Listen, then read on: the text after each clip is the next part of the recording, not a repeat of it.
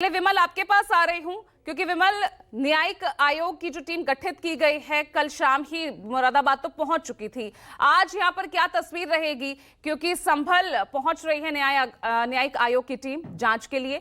हिंसा की जांच किस दिशा में चल रही है और कैसे चल रही है, कौन गुनहगार, तमाम वो बड़े सवाल। विमल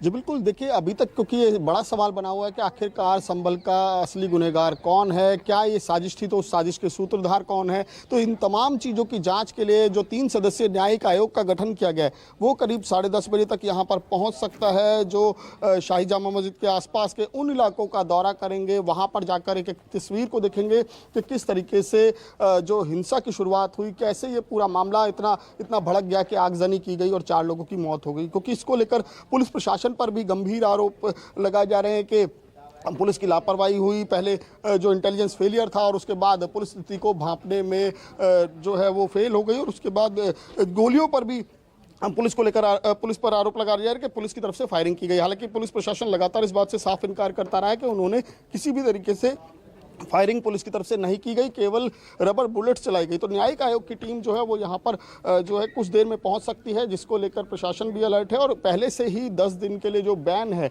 यहाँ पर किसी भी बाहरी शख्स के आने का, उसको बढ़ा दिया गया है। तो इस बात की भी उम्मीद कम है कि जिस तरीके से समाजवादी पार्टी के प्रतिनिधिमंडल ने आना था लेकिन वो नहीं आ पाए, तो अब कांग्रेस की तरफ से ऐलान किया गया है कि वो कल यहाँ पर आएंगे, उसके नेता पहुंचेंगे। लेकिन पूरी संभावना है कि उनको भी पुलिस पहले से ही रोक लेगी। जो उत्तर प्रदेश में जगह जगह, जहां से अगर मान लीजिए दिल्ली से आ रहे हैं तो उनको गाजियाबाद में रोका जा सकता है या फिर अन्य जगहों पर, हर जगह टोल पर जो है वो पुलिसकर्मी तैनात रहेंगे।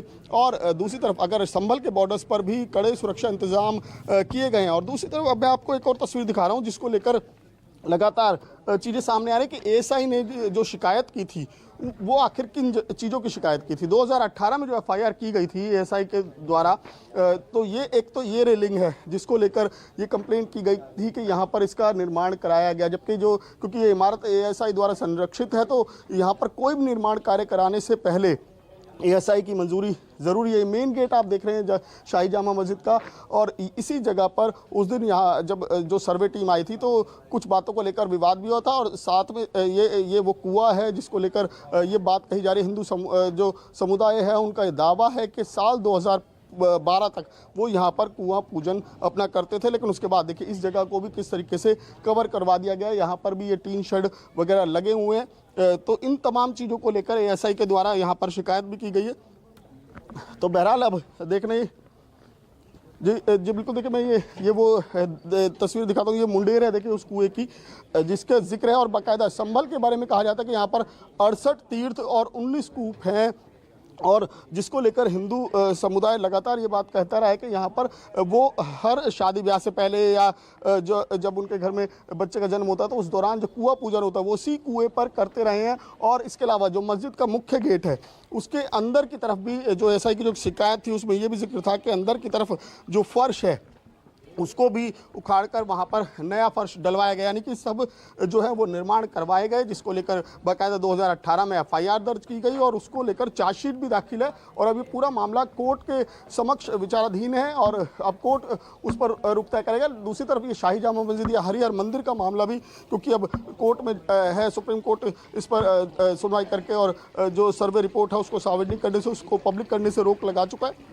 तो अगर मैं यहाँ की पुरानी तस्वीरों की भी बात करूँ जो एएसआई ने, क्योंकि ये जगह को साल 1920 में एएसआई ने संरक्षित किया था, तो उस दौरान की भी एक तस्वीर सामने आई थी जिसमें साफ तौर पर दिख रहा है कि किस तरीके से यहाँ पर जो स्ट्रक्चर थे उनमें बदलाव किया गया। उन तस्वीरों की अगर माने तो ये इसमें कहीं ना कहीं एएसआई की भी लापरवाही है कि आखिर जब इस इमारत को संरक्षित कर लिया गया था तो कैसे यहाँ पर बदलाव लगातार होते रहे। तो एएसआई उस दौरान क्या कर रहा था। बहरहाल अब एएसआई ने भी इस बात की शिकायत की और कहा है कि उनको अंदर जाने नहीं दिया जाता। तो ये तमाम चीज़ें अब कोर्ट के समक्ष है। अब देखना ये है कि कोर्ट का इस सब चीज़ों पर रुख क्या रहता है।